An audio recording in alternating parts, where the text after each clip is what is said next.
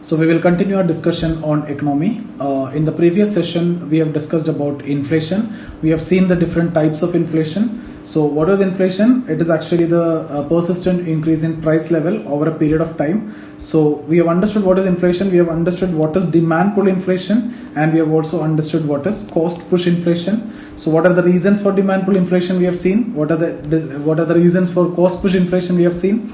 And the various monetary policies, fiscal policies, supply side management measures, etc. that you take to control the demand pull inflation as well as cost push inflation we have seen. We have also seen the positive as well as negative impacts of inflation, and then we have discussed about different types of measurement of inflation. We have talked about WPI, wholesale price index. We have also discussed about CPI, the consumer price index. We have discussed about 10 types of consumer price index. Okay, then we have talked about service price index. We have talked about producers price index. So we have seen from wholesaler point of view, retailer point of view, and also producer point of view. Okay, and finally we have discussed about base effect. So this is what we have done so far. If you have any doubt, you can get in touch with me here. If you missed out any of the video, watch that video. It will be available in the Telegram channel. Okay, so if you have any doubts related to, if you need classes related to SEBI, NABARD, RBI, UPSC, civil services, you can get in touch with me here. So today's session will be talking about the related terms of inflation and its related terms. So I'll be starting with inflation itself, as we have already started. What is inflation? Inflation is actually the persistent increase in price level. So persistent increase in price level. So that is what inflation. We have already understood this is the situation. Let's say this is aggregate demand, this is aggregate supply. So this is national income, this is price level. So what is inflation? I'm talking about demand pull inflation now. So the demand, aggregate demand is increased, so the demand curve shift rightward. You can see here there is an increase in prices. So this is what inflation generally is because of demand. Okay, so the advantage you can see here, national income also increased. So a moderate level of inflation is actually very good because it comes up with growth. This we have already understood. Okay, so second term, disinflation. So disinflation means deflation is opposite of inflation. Disinflation is not the opposite. It is actually a reduction in inflation. Okay, so reduction in the rate of inflation. That means now when you calculate 10% means there is a reduction, 9%, 8%, 5%, etc. because of certain monetary policies and fiscal measures that have been undertaken by the government and the central bank. And it is actually a positive because the measures that we have taken is effective. Okay, it is giving some result. So when disinflation is there, it is showing the reduction in rate of inflation. What is the advantage now? RBI can reduce the interest rate, RBI can reduce the reserve requirements. All these will create credit creation capacity, and it will promote investment, it will promote capital formation, and it will boost the growth. Okay, so it actually stimulates growth. So it is a situation in which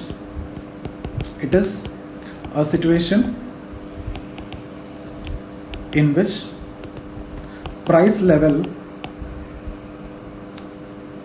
reduces without any adverse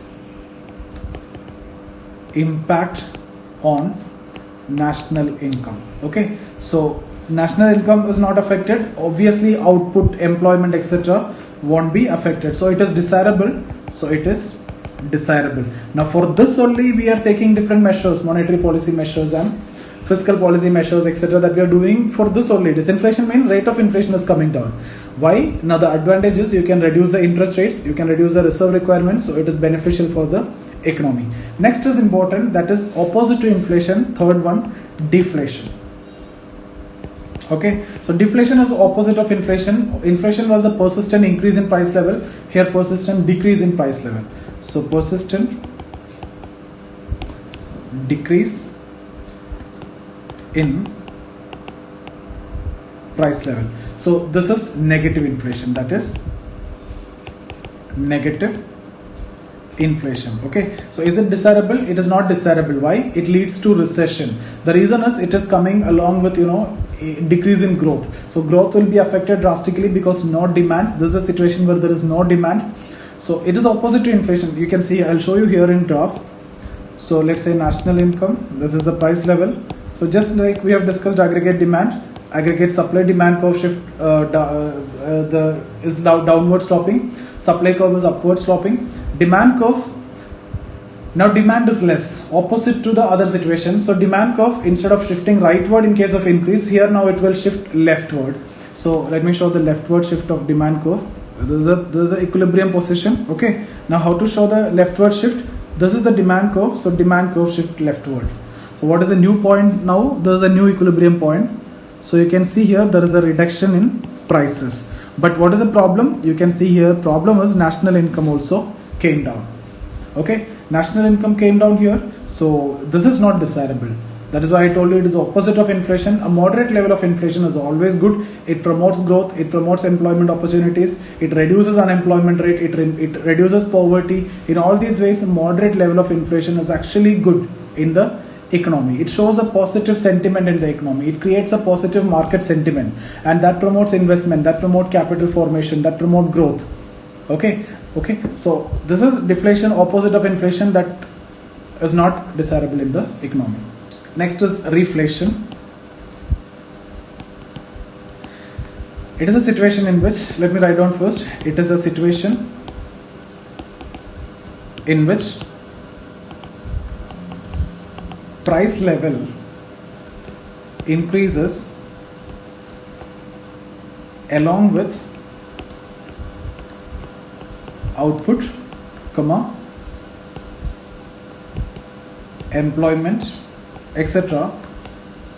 when economy recovers from recession. So when an economy recovered from recession, so here in the previous case I have told you it is going towards recession. So when an economy recovers from recession, that is what you call as reflation. It is a situation in which price level increases along with output. It is actually inflation because price level is increasing, output is also increasing. This is what you can see in case of inflation also. But here it is coming out of recession. Earlier it was coming out of normal situation. During a normal situation the price is increasing, that is inflation. During a recession time what is happening, that is reflation. That's it. Both are actually simple. The process is simple. The timing is different.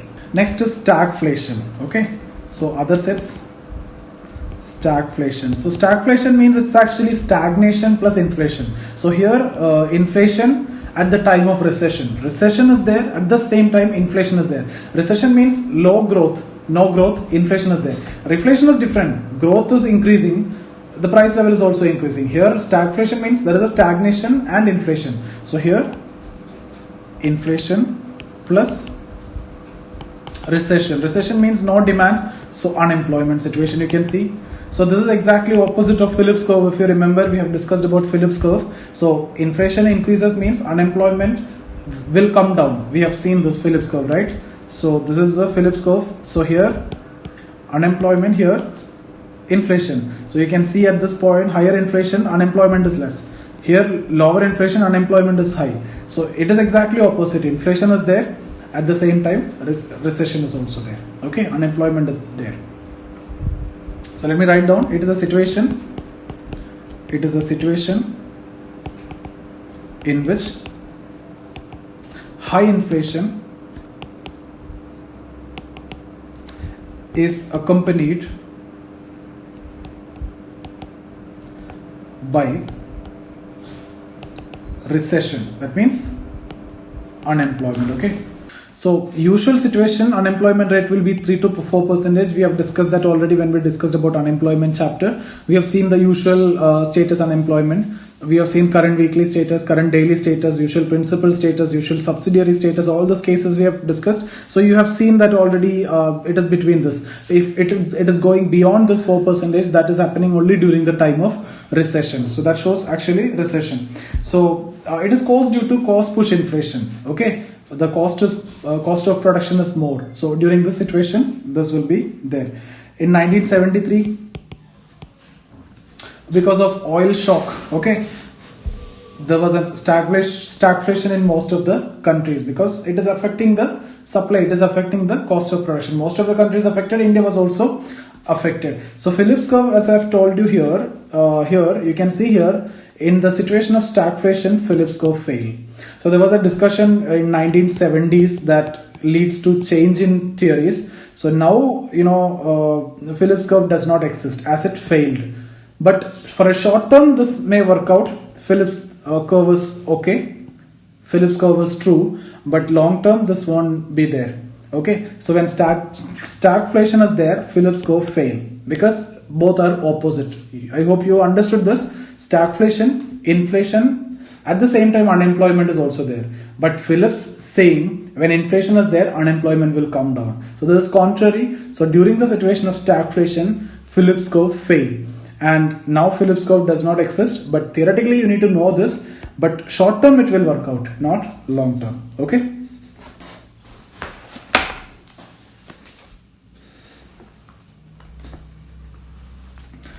The next one, misery index.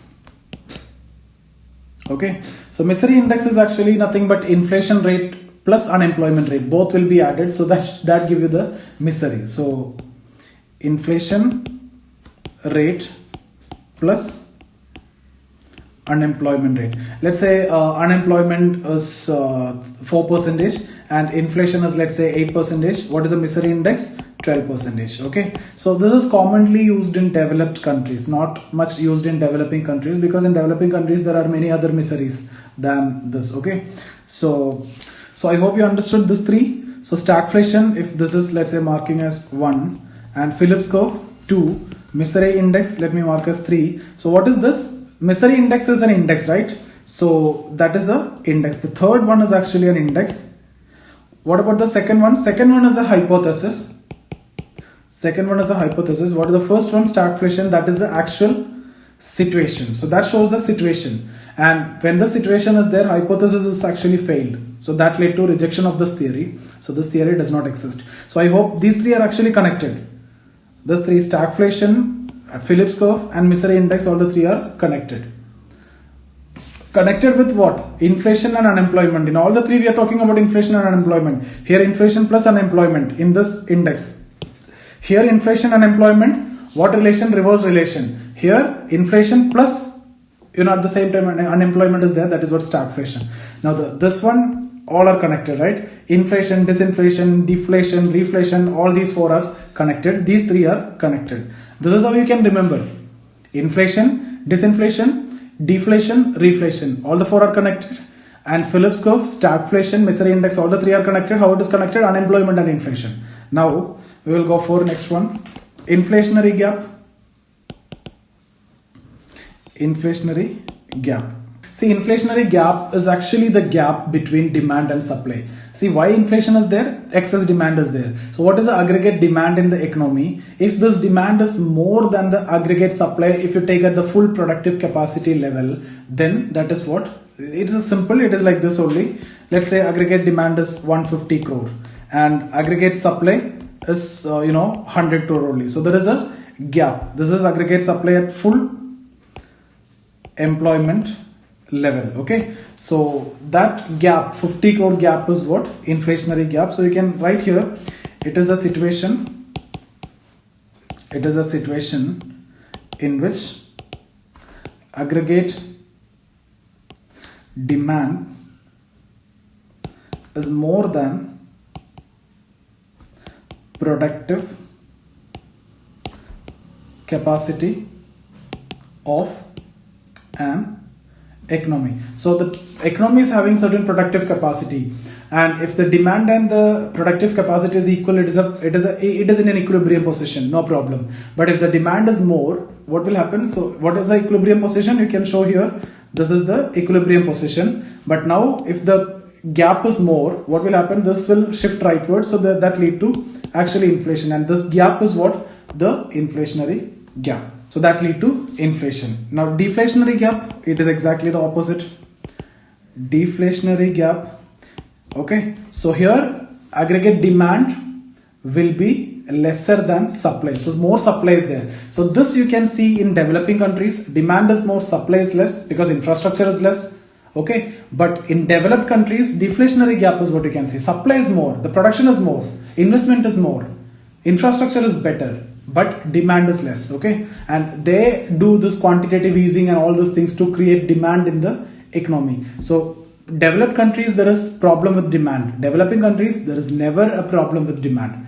The problem of demand will never occur in developing countries. Demand is rather always high because of population and many other reasons. Okay, so here aggregate demand will be less than aggregate supply at full employment level.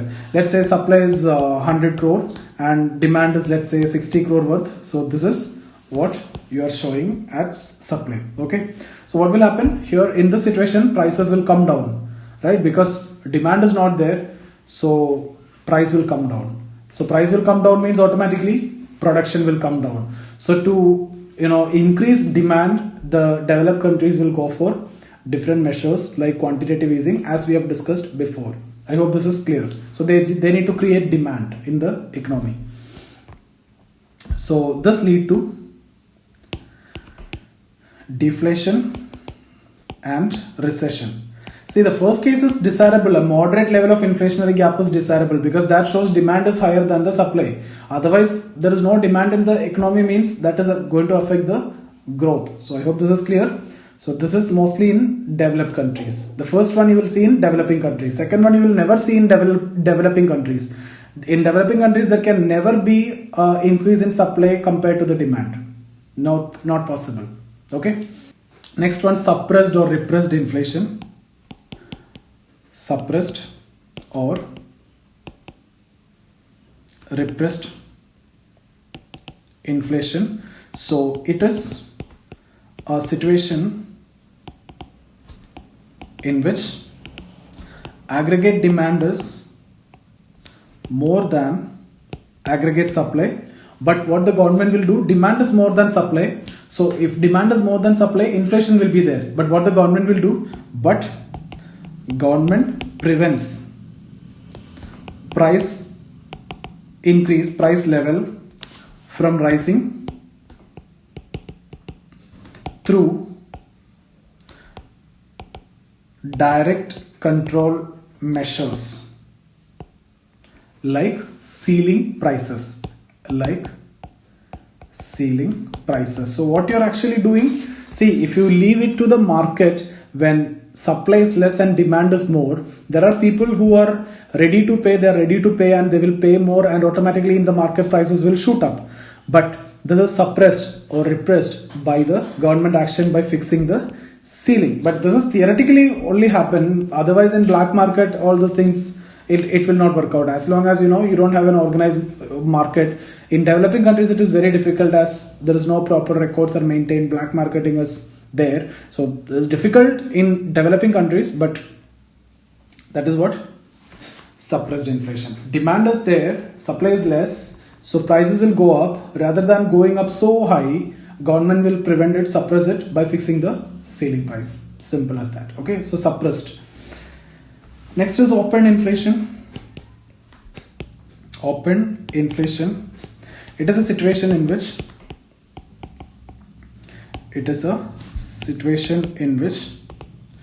price level increases without any price suppressive measure by the government. So it is a persistent increase in price level over a period of time. It is similar to the definition of inflation. So when we talk about inflation, we generally talk about open inflation. So open inflation means simply inflation. There is an aggregate demand, there is aggregate supply. This demand is more than the supply, so prices will go up, but government is not suppressed or repressed. Okay, so when we talk about inflation, we generally talk about open inflation. See, inflation suppression and controlling inflation are different. Don't be confused. When this open inflation is there, what you will do? You will try to control. How will you control? You will use monetary policy measures and fiscal policy measures and supply side measures. What you will do? You will try to reduce demand, because high demand is a problem, so you'll try to reduce demand. How will you reduce demand? You will reduce money supply. So the objective here is reducing money supply. So this is control, price control or inflation control. Now reduce demand or you increase supply. These are the two measures which you can do to control inflation. Suppressed inflation is direct. This is direct action. You are fixing the price. There is no monetary policy or fiscal policy or supply side things are involved. You are fixing the price. So I hope you understood the difference. Suppressing inflation and controlling is entirely different. Next is structural or bottleneck inflation. Structural or bottleneck inflation. So it is caused due to some structural deficiencies like power problem, infrastructure problem, etc. Okay, so it is due to structural deficiencies of an economy, like scarcity of capital, infrastructural bottlenecks,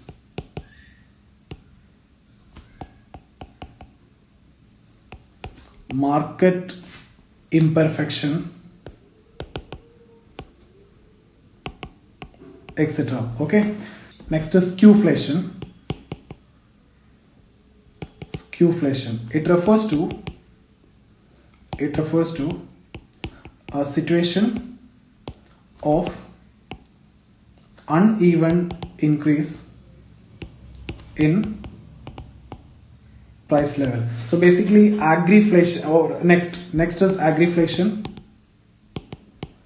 Agriflation. So what is this? Increase in prices of agricultural commodities. So this is what?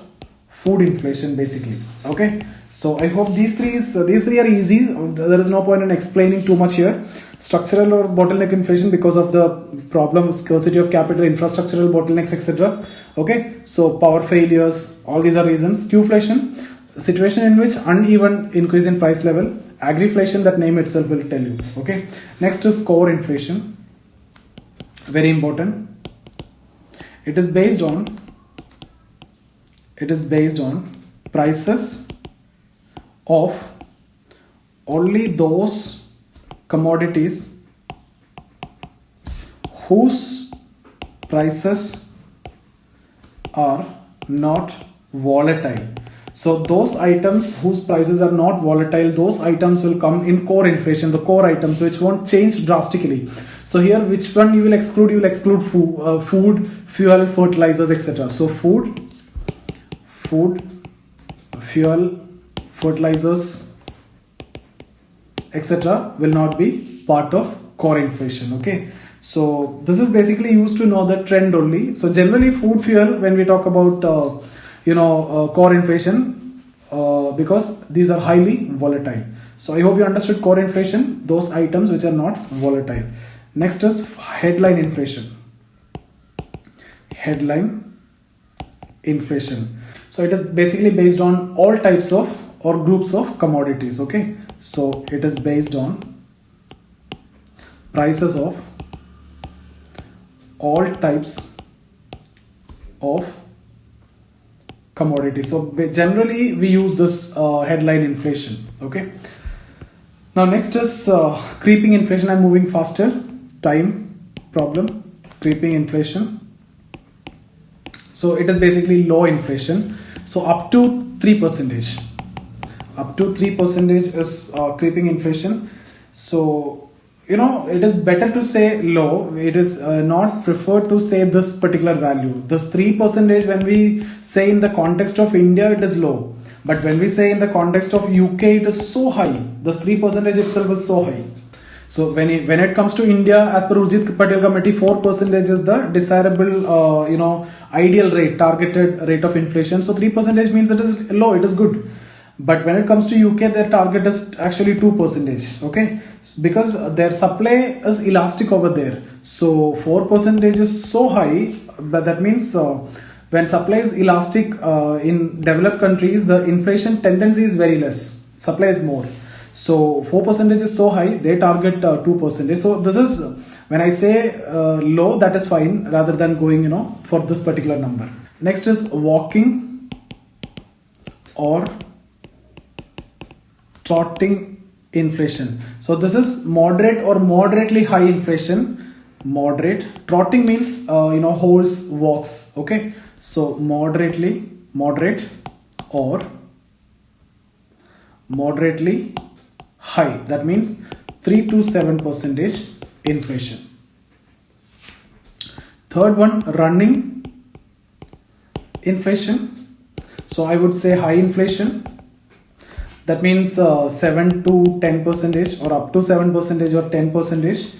Next is galloping inflation. Galloping inflation, very high inflation. This same 7 to 10% you can write there. Okay, so some books it is written that galloping and running are same, and the percentage this also same. High and very high together they have written. So I am writing it as 2, but you can study these as together, galloping, running. Okay. Next one, fifth one, runaway. This is dangerous. Runaway or hyperinflation. Okay, so this is extremely high inflation. So here the entire monetary system will collapse, like what happened in case of Zimbabwe, etc. Extremely high inflation. So here monetary system collapse. So that leads to problems. So during hyperinflation or runaway inflation, the situation is not desirable because the money value will come down very drastically, and if you need to get even a piece of bread, you need to go with a suitcase of currency. And in fact, the suitcase cost will be much more than the currency which is there in the suitcase. So that situation is not desirable. People trust on the government, the entire monetary system will go. So that is not desirable. That is a very bad situation. And Argentina, Zimbabwe, before Germany, all these countries have faced this problem. So that's about today's session. I hope you understood. If you have any doubt, you can get in touch with me here. You can join the Telegram channel. You'll get all my videos over there. If you need any classes, SEBI, RBI, NABARD, etc., get in touch with me here. I can help you out there. Okay. So see you guys. Thank you.